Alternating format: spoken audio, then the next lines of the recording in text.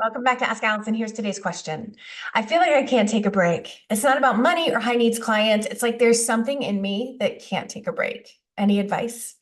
So much advice. First, I want to thank Therapy Notes for sponsoring Ask Allison. They are the #1 rated electronic health record system available today with live telephone support 7 days a week. It's clear why Therapy Notes is rated 4.9 out of 5 stars on Trustpilot and has a 5-star rating on Google. Therapy Notes makes billing, scheduling, note-taking, and telehealth incredibly easy.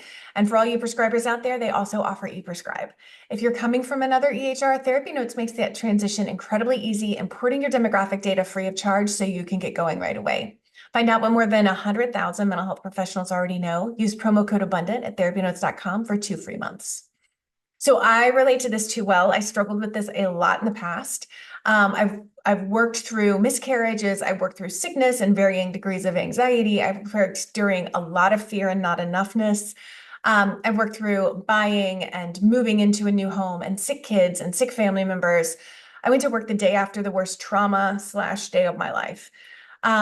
Consistency is one of the most accurate measures of whether or not a business prospers. And I earned an A+ for a really long time, and it sounds like you do too.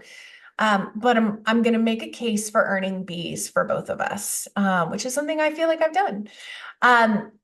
When you're great at what you do and you enjoy it, there is this positive feedback loop that maintains the working behaviors.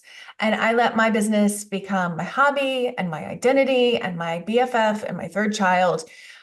It was gradual, but my business became so pervasive in my life. I loved it. So it didn't feel the way it felt to like hate my toxic agency job and have that take over my life.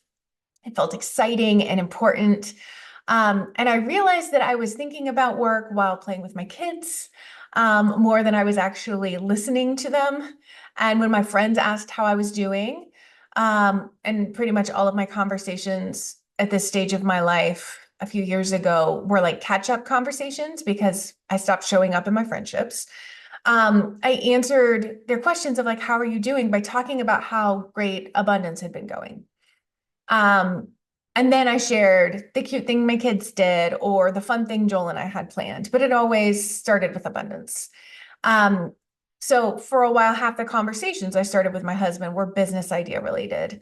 And he's always been very supportive, but he really missed having non-work related conversations. So I say all that to say, like, I so get this. I feel like I'm on the other side of it and have a balance that I didn't even know was possible at that time in my life. So no matter where your practice is, whether it's in the very first early stages where you're working your butt off to get your first few clients, or you're packed full and you're trying to carve out time to eat lunch, you can be susceptible, and all along the way, you can be susceptible to work taking over your life. For the most part, this isn't a business ownership thing. This is a you thing.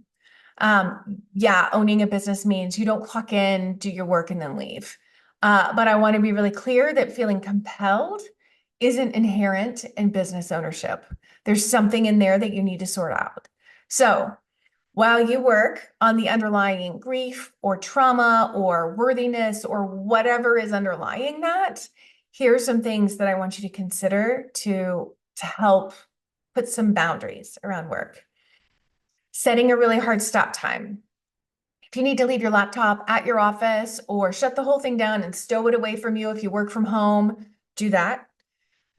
Make your off days all the way off. If you've been doing like a little work here and a little work there, this is going to feel really uncomfortable at first, but it's important that you hold to that. Take all work apps off your phone when your workday ends. If you have drafts, for instance, let's say you use Instagram. If you delete the Instagram app, it's going to delete all the drafts that you have. So if you just created a bunch of content, we don't want to delete it. Just download it to your phone, delete Instagram, or get a blocker, like an app blocker. I use the one called Freedom, and that helps. Keep your phone in a different room whenever possible. Especially if you feel like you can't trust yourself to not get onto work stuff somehow through it. And I would say, just in general, that's probably a good rule to not be tethered to your phone all the time.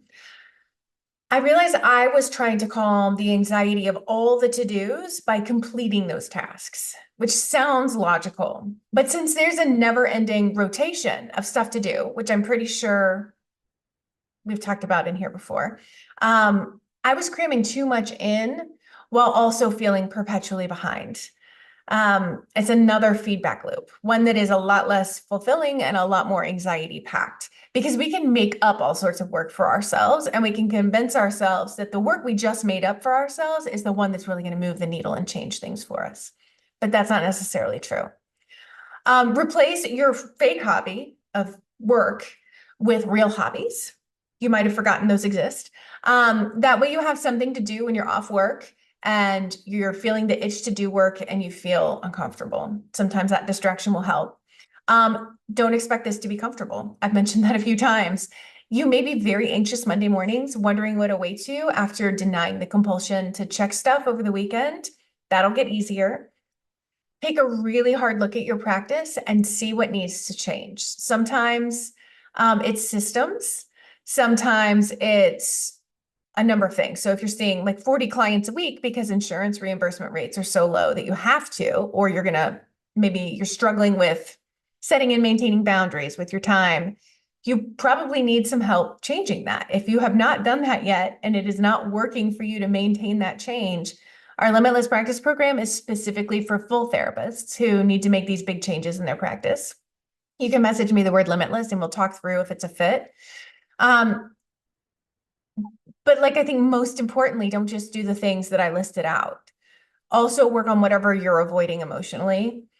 Say the thing aloud to your therapist that you're not saying, or let them know you need to focus on it more if you're kind of like steering elsewhere, or get a therapist if you don't have one, but find some way to work through whatever hole or void or avoidance that work is kind of like calming for you.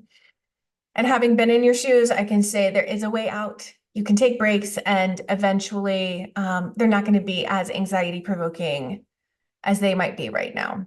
So today's free worksheet is 10 things you can do to regain balance. Message me the word sheets and I'll send you the link to that in all of our free worksheets. And that way you've got some guidance to kind of help you through this. All right. I hope you have a really great day. Take care.